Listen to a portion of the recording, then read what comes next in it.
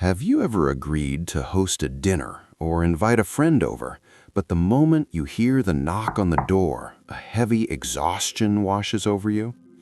You smile, open the door, and play the perfect host, but as you watch them sit on your couch, you feel a quiet tension taking over your body.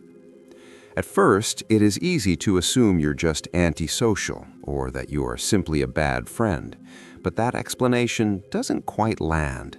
Because when you meet those exact same people at a coffee shop, you enjoy their company and connect deeply. You do not hate your friends, you hate hosting them.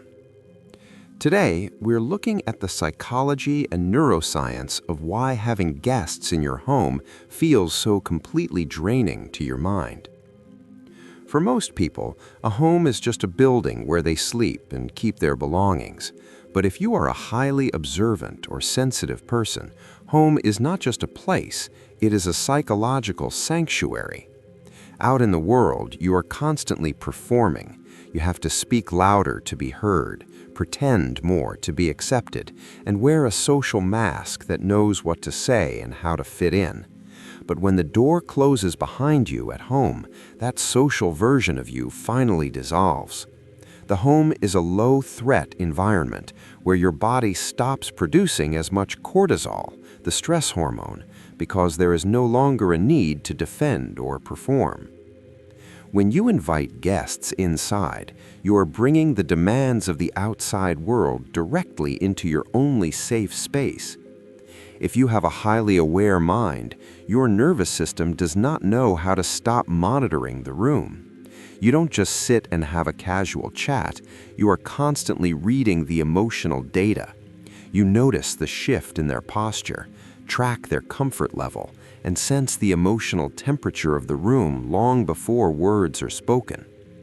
Because your empathy is always running in the background, you absorb their moods and carry feelings that were never yours to begin with. You become the emotional container for the room, regulating everyone's energy, which creates an immense and exhausting cognitive load. There is also a profound psychological comfort in routine and predictability.